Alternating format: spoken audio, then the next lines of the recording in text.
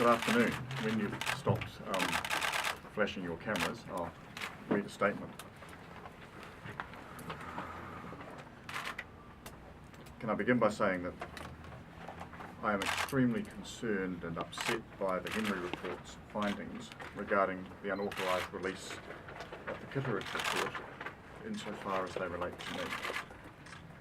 While I did not leak the report, and I challenge Fairfax to confirm that, I readily concede that some of my actions after I received an advance copy of the report were extremely unwise and lacked the judgment reasonably expected of a minister in such circumstances. I accept full responsibility for that. The sole reason that I did not disclose the full content of my emails was because of my very strong belief that citizens, be they constituents, members of the public or journalists, ought to be able to communicate with their elected representatives in confidence if they wish. And I think we tamper with that right at our collective peril. However, be all that as it may, I acknowledge unreservedly that I have not lived up to the high professional standards that I've always set myself as a minister. I have therefore concluded that I cannot continue to function effectively in these circumstances, given the lapses of judgment that I have shown. The only honourable course for me to follow now is to offer my resignation as a minister. I do that with a very heavy heart and a great deal of reluctance, but I acknowledge there is no credible alternative. The United Future Party's confidence and supply agreement with the national-led government is not affected by my decision, and we will continue to honour that agreement in letter and spirit as we have done for the last 4.5 years. These last few days have been especially difficult for my wife and my family, whose support throughout I acknowledge with huge gratitude. It's been difficult for my staff, whose careers will be affected, for my friends, and for my colleagues in the United Future Party. My focus from here on in will be representing my Oharu constituents to the best of my ability and rebuilding my party United Future. I will take a couple of questions in a moment, but I won't be making any further comment after this press conference. For my family's sake, I sincerely request that our privacy be respected at this difficult time. I have acted extraordinarily unwisely, even stupidly, and I'm now resigned to paying the price for that. There is no credible explanation I can offer you as to why I acted in that way. The fact is, I did, and as a consequence, I face up to my responsibility that I can no longer credibly serve as a minister. What did you do wrong? What did you do, Peter? Sorry. With respect, I will take your questions, but one at a time. Yeah, what did you do? What have you done wrong? If you didn't leak the report, like you say, what have you done wrong? What are these things that you've done wrong?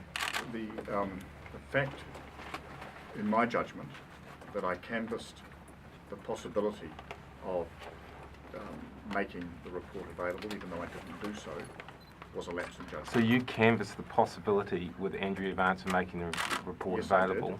Yes, I think that this is a situation where the crime itself, if there be a crime, is secondary to the possibility of being canvassed. In the event I didn't go through with it. Why would you?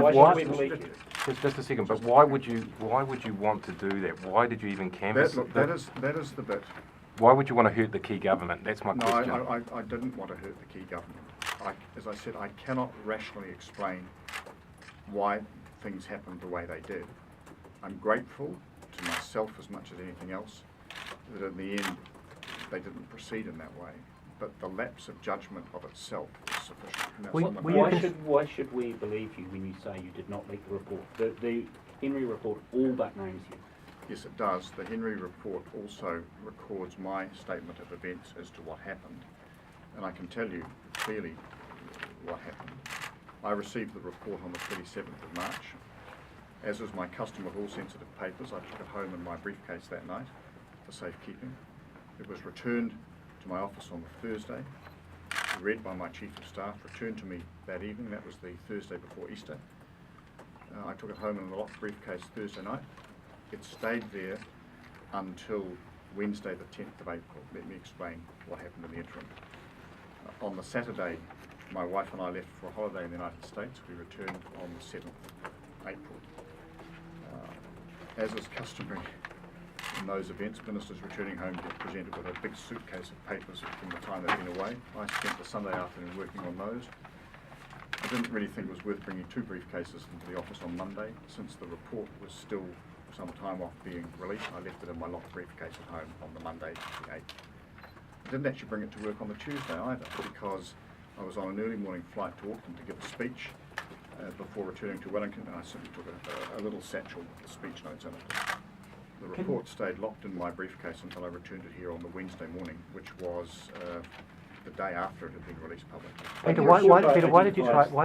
why did you decide to protect Andrea Vance by not releasing her emails? As I said, it's not a question of protecting Andrea Vance, it's a question of a belief and a principle that if people communicate with me, and there were 42 emails from her to me, that they have a right to have their correspondence treated in confidence. I deal with that with constituents who approach me. I deal with that with many other people who approach me. I think one of the precious things in our democracy is freedom of communication. Were they sent to your ministerial address, or were they sent to a private They address? were sent to my parliamentary address. Was there anything inappropriate in the emails? Pardon? Sorry? Was there anything inappropriate in the emails? No. Would No. those emails show that you didn't end up, if you released the full email exchange between you and the reporter, would they show that you didn't end up leaking the report? Yes, they would. But I'm not prepared to do that, because to do that starts us down a simple path, and this is the point that perhaps I'm standing most firmly on, that once we start to say that private correspondence to people in official capacities is public property, then I think we start down a very slippery slope. And I, for one, having had a long interest in protecting personal privacy, am not prepared to take that step. Now, I accept the consequences of my actions. I accept that, in retrospect, some of the correspondence probably, had I thought more carefully about it, I might not have sent. But that's happened, and I can't pull back. One more question. Mr. Dunne, there are a couple of other matters that have also been raised about you leaking, as well as the GCSB stuff. I know you've denied leaking those. Was the possibility of leaking those canvassed by you within the team? No. In fact, the matters that were raised the other day, if I can remember them correctly, one was a leak of a report from Inland Revenue about NovaPay.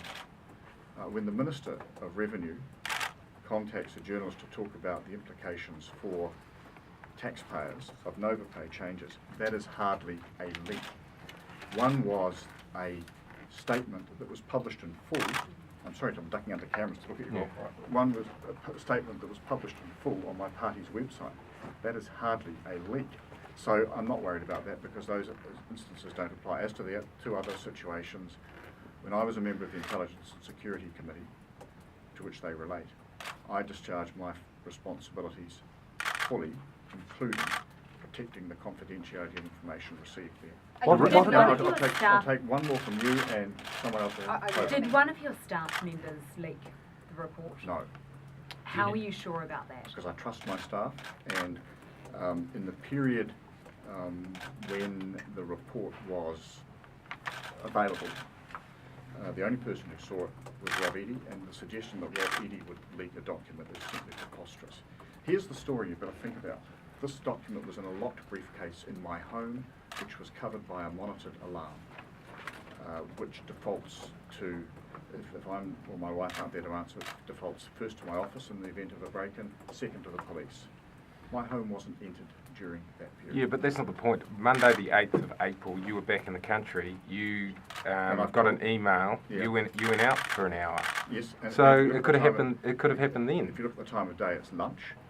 And as I've said to you, the report was still locked at home. Now, Toby, you have a question. Yeah, so I mean that 53 minutes when you're out of the office on the 8th, Yeah. the day before the story went to print, you were supposed to meet Andrea Vance. Where were you supposed to? Oh, I headed off in the direction of meeting her, but never actually got there. Why? I left the building, walked up the terrace and had, I actually followed John Armstrong for a period and thought I should keep my distance. What made you No change your mind disrespect. about No, meeting just Andrea? hang on. And then I ended up running into various people that I knew or acquaintances, and time just slipped by and slipped by, and I thought I'm not actually going to get there. So It's you as simple stood as her that, basically. And then I came back down through Woodward Street, picked up some lunch, and returned to my office. Were you besotted with Andrea Vance? That's the rumour around Parliament. that's Is that not- why you did this? There's absolutely nothing in that rumour at all. My relationship with Andrea Vance has been as professional as is my relationship with any other journalist in the gallery. So what about the Kitteridge report were you concerned about that made you consider leaking the I report? wasn't concerned about the report in that sense. It's a very good report, and it sets out, I think, a pretty clear critique of the way in which our security services, the GCSB, had operated, and it was a highly topical issue. It was Why going to did be you- published anyway, so why would you not wait for it to be Well, published? I didn't leak it. But why did you consider it? leaking in the I first s- place? Why that's- were you discussing look, it in 44 yeah. emails? It wasn't discussed in 44 emails. That's what the was in- report says. Yes, the report is incorrect in that respect. It was discussed in a portion of those But emails. you said yourself that you had considered leaking the report. Yeah, Why did you even and consider it look, in the that's first place? What was the I- motivation? Well, if you let me answer the question, I'll tell you. That is the thing that's gone through my mind many, many times since those events occurred. I cannot reasonably or rationally explain my actions. I do not know why. I would love to have an answer to that. What I do know is that my actions were inappropriate, that they were wrong in the sense of what one would expect a minister to carry out, and that is why I offered to the Prime Minister, before he asked, I offered my resignation saying, I cannot continue in these circumstances. What, Now- what, was your what intention? explanation? As I said, What I've said twice that this is the last question. This is Okay, a- Mr. Mr. Dunne, Can I what was just your ask one more? intention in meeting Ms Vance on that Monday? What were you going to discuss? Well, I've been away for 10 days and just have a catch-up. Were you intending to discuss the report to provide her with a copy of the I report? certainly was not intending to provide it with a copy. Do you know who leaked the report? No, I don't. Do you think this is the end of any kind of ministerial career for you? I haven't actually thought that far ahead. But I is have been this- focused in the last few days on getting through these few days, which have been, as I said to Jane this morning, for other reasons, the nastiest period of time that I've known in politics. As I've said, this has been very, very stressful. I'm fronting up now.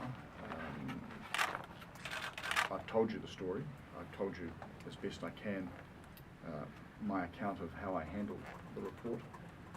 There are certain things I will never be able to explain sufficiently to myself either, and that is a point of worry. But all of that leads me to the conclusion that as a result of that, my judgment was faulty, and having been someone who has always prided themselves on acting appropriately, I failed my own test, and I therefore pay the price accordingly, and I think that's as it should be. What's So the on that point, so I'd like what's the rationale in the emails about why you were thinking about releasing? I mean, you must have had a discussion with Andrea about why you were I'm not thinking even about. sure there was a rationale, to be perfectly honest, Alison. I just don't look.